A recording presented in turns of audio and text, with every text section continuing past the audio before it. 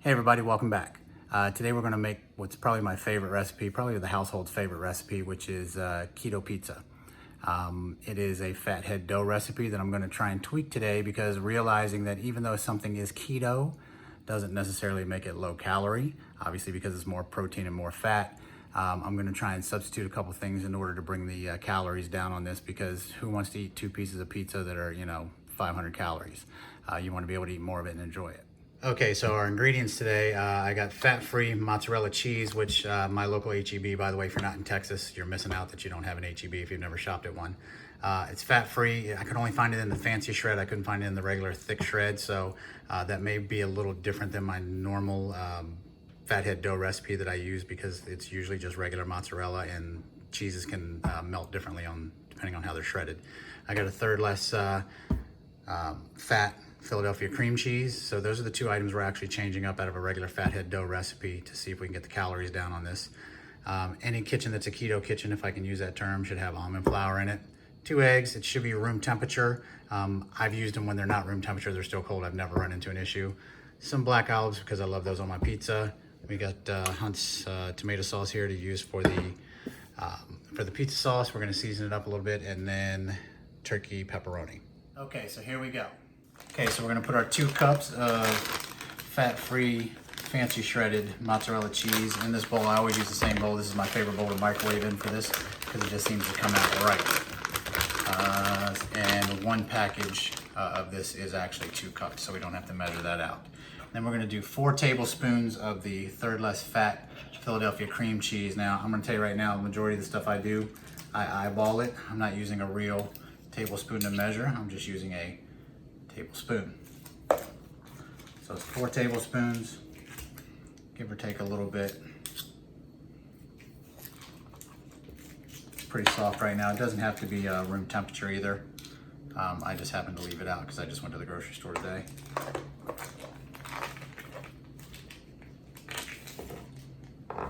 And I'm gonna ballpark it. That's about 4 tablespoons. So that's it for the cream cheese. That's it for that cheese for now. Now we're just gonna put it in the microwave. This is gonna go in the microwave for 30 seconds. We're gonna stir it with a rubber spatula, and then it's gonna go in the microwave for another 30 seconds. Okay, so this is it after the first 30 seconds. We're gonna get some of this stuff out of the way. Get it right over here in front of you. We're gonna stir it up a little bit. You can feel that it's melty, but it's melty, yeah. That's a real word, but anyway. You feel that it is melted, or it's starting to melt, but it's not completely able to be incorporated together yet. So I'm just gonna stir it a little bit, then it's going back in for another 30 seconds. So that'll be 2 different times at 30 seconds, and you'll see how much more malleable it is, if I can use that term. I don't know if I'm using it right or not, when it comes out. Hold on. Okay, so we're fresh out of the microwave again at 30 seconds, and you can see how it is now. Stir it up really good. I can tell that this fancy shred cheese did melt a little differently, but I think it'll still be all right. I just don't want it to be too hot, because when I put these 2 eggs in here, we don't want them to scramble, obviously. So you can see what that's like right now. See how hot it is. It's a little warm, but it should be okay. I always add the eggs before I put the almond flour in. So now we're gonna go with the 2 room temperature eggs. 1, don't get any shells in your pizza dough. 2. And there we go. And again, it's gonna be kind of slimy, but that's the way you want it. I'm gonna get that mixed up. Kind of just got to mash it around. A lot of liquid in there, and then we're going to add the 1.5 cups of almond flour here in just a second, and it'll firm everything up. All right, let's go ahead and get our almond flour in there, 1.5 cups.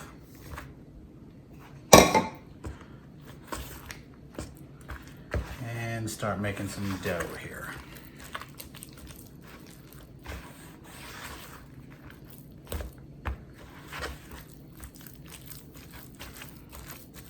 Make sure you get it all mixed up. And it might take you 5 minutes or so. The other thing too is if this does cool down a lot, we have to reheat it a little bit to spread it out. I haven't run into that problem, but I have read about that before. Okay, so now what I have is just a sheet pan, cookie pan, whatever you want to call it, lined with freezer paper or parchment paper, either one. I'm using freezer paper on this one. It works just as well with the waxy side up. We're just going to put this right in the middle. There we go. And then I will tell you that this was a little harder to mix, probably because it was all less fat stuff, or lower fat. So I did have to get my hands in there and hand mix it, which is fine. Just before you put your hands in there, make sure you get them nice and wet so stuff doesn't stick. And then I'm just going to take another piece of this freezer paper, waxy side down, and I'm going to use it to help me spread this out.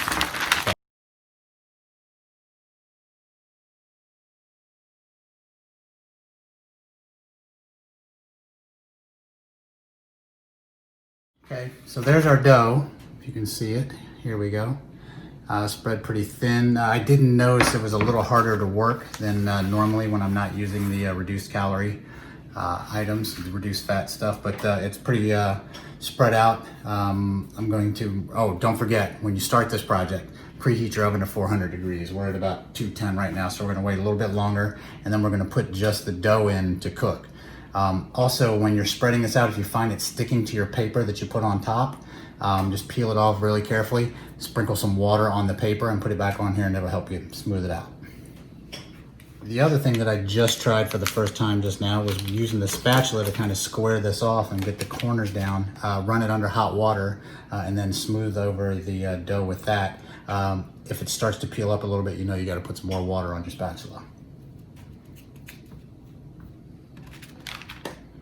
Okay, so preheated oven to 400 degrees. This is gonna go in for 15 minutes, thereabouts, depending on your oven. All ovens are different, depending on whether you're using electric or gas and how old it is, but after 15 minutes, we'll check it, okay?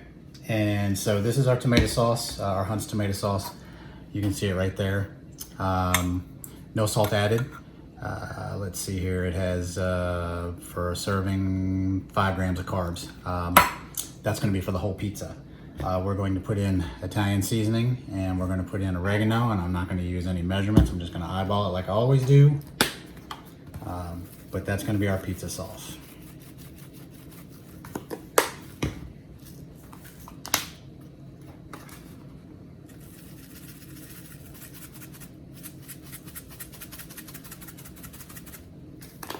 Give it a little stir, and then just wait for this pizza crust to be about done. Oh, looks like it might be about there. Let me go check that. Okay, so we're about halfway done there. We're about 7 minutes. You can look at the pizza dough now and you can see it gets some bubbles here and there. Don't worry about that. Some people like to poke them with a fork or a knife. It's not going to affect your pizza, and it won't be a big bubble. Once we start making our pizza, it'll go back down. All right, we got about 4.5 minutes left on this timer, and I do notice it's browning on the back side. So depending on your oven, you may have to time it. I'm gonna go ahead and do that so it doesn't get, excuse me, so it doesn't get too brown on one side.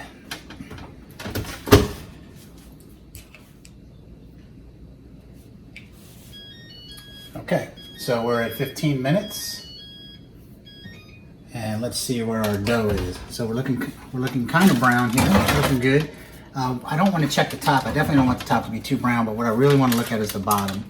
So just kind of peel it up and see that's getting pretty close to being done. So what I'm going to do with it right now is I'm going to pull it out, because you don't want to cook this 100% of the way. You still have to put toppings on it and put it back in the oven. So we're going to pull it out, we're going to top it, and then we're going to put it back in the oven until the cheese melts on the top. So we got our pizza dough out. It's about 3/4 of the way done. We're going to top it with the pizza sauce, turkey pepperoni, a cup of the shredded no-fat mozzarella, and some black olives, and then we're going to put it back in to finish it off. So you can kind of gauge what the underside of your dough should look like. There it is, ready to roll. Now you can use this for pizza dough. I've taken it and put ground beef in it and cheese and rolled it up like almost like a stick and cheese roll, and sliced it that way. I'm thinking about doing it, making it with some ground turkey and rotel in it and rolling it up like that. But we'll put this back in the oven with our pizza toppings on it and have it here in a minute.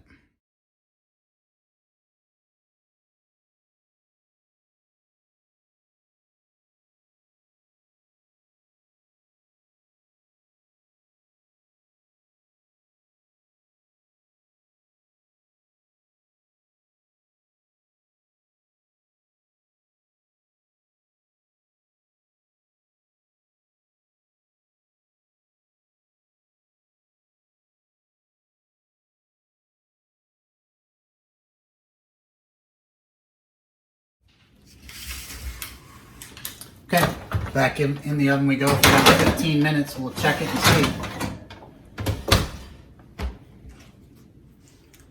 Okay, so we got, we're at 13 minutes and it looks like it's ready to go. So out of the oven we go.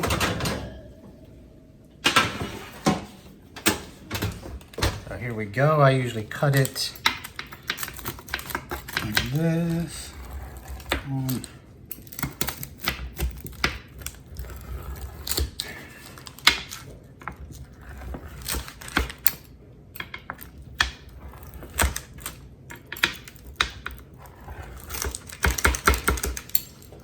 Let's see here. We'll pull the middle piece out. I love the corners, but, and there you can see it. Ready to go. Okay, so that's it for our Fathead Dough Keto Pizza. Here's all the nutritional information after I put it into MyFitnessPal. I have that recipe saved in there.